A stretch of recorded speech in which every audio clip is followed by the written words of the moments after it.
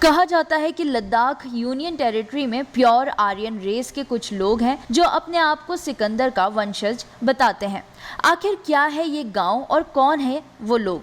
तो हमने जब पता किया और कारगिल से सफ़र शुरू किया तो पता चला कि बटालिक सेक्टर के ऊपरी इलाकों में सिंधु नदी के साथ साथ 4 हाई गांव ऐसे बसे हैं जहां पुरानी सभ्यता के कुछ लोग बचे हुए हैं। इंडस वैली सिविलाइजेशन यानी सिंधु घाटी सभ्यता के सबूत इन गांव में मिलते हैं। हम पहुंचे गारखोन गांव में जहां एक परिवार ने इस सभ्यता के सबूत बचाकर रखे हैं। हानू, भीमा, गारचिक और गारखोन ये 4 हाई गांव हैं जहां पुरानी सभ्यता के लोग और उनकी विरासत है। ये लोग ना तो दूसरे गांव के लोगों को अपनी बिरादरी में आने देते हैं, ना ही अन्य लद्दाखी लोगों के साथ कोई संबंध रखते हैं। इन्हें डर है कि कहीं इनकी सभ्यता खत्म ना हो जाए। खान पान और रीति रिवाज भी अन्य लद्दाखी लोगों से अलग हैं।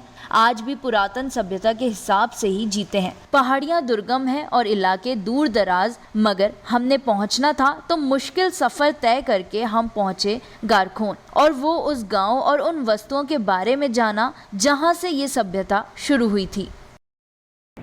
कहते हैं अलेक्जेंडर यानी सिकंदर जब भारत में दाखिल हुआ था तो हिंदू कुश से हुआ था और हिंदू कुश से एंटर करने के बाद वो लद्दाख पहुंचा और जब वो यहाँ से वापस चला गया तो कुछ लोग यहाँ पर उसके क्लैन के, उसकी रेस के बच गए।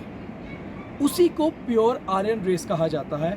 हम इस वक्त लद्दाख के दूर दराज गारखोन गांव में हैं। गारखोन, हानू और 2 और गांव, यहाँ 4 गांव केवल बचे हैं जिसमें प्योर आर्यन रेस है। ये लोग ना तो अपने रेस के बाहर शादियाँ करते हैं और इनका खान पान, कल्चर, पहनावा सब कुछ अलग है।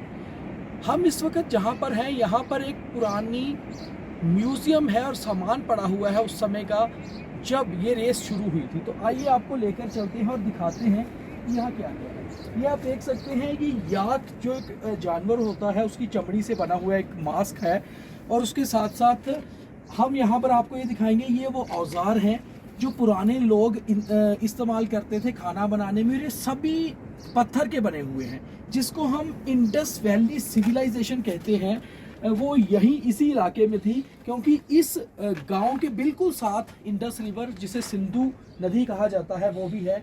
ये आप देख सकते हैं बिल्कुल जो ये पत्थर के ये बने हुए हैं, ये सभी इन्होंने खुद शेप देकर बनाए थे और ये सारी वो चीज़ें हैं जिसको पुराने समय से आर्यन रेस के लोग इस्तेमाल करते थे।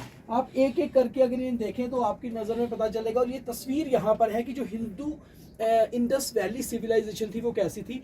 बीच में इंडस रिवर बह रही है और ये दोनों ओर बहुत कम आपको जो घर दिख रहे हैं, बिल्कुल कम, ये वही सारे वो लोग हैं जिनका ये क्लैन था। आप इस तरफ अगर देखें ये कई 100 साल पुराने, हालांकि जो एक अंदाज़ा है ये है करीबन 500 साल से ये क्लैन चल रहा है और ये बहुत कई 100 साल पुराने वो बर्तन हैं जो यहाँ पर अभी भी पड़े हुए हैं। इसको किचन के तौर पे इस्तेमाल किया जाता था। ये वही बर्तन है और इनको हम इसलिए टच नहीं कर रहे क्योंकि इनको बिल्कुल प्रिजर्व करके रखा गया है।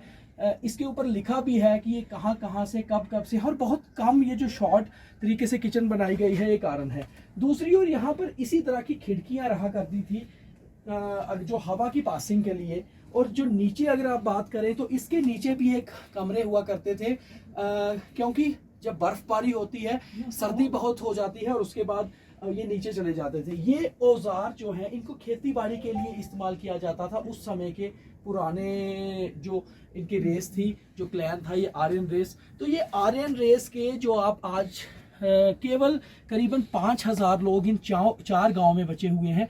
ये उस रेस से जुड़ी हुई वो सभी चीज़ें हैं जो ये बताती हैं कि जो प्योर आर्यन रेस है जब वो शुरू हुई तो किस तरह से जीवन व्यतीत होता था, कैसे सारा सिस्टम था, कैसे कल्चर हेरिटेज आगे बढ़ा। और आज ये लोग इस जद्दोजहद में हैं कि अपने उस रेस को प्रिजर्व कैसे किया जाए। केवल 4 गांव इस समय लद्दाख में इनके हैं और उसमें भी जो पॉपुलेशन है 5000 के करीब है। दीपक खजूरिया, गारखोन विलेज, लद्दाख।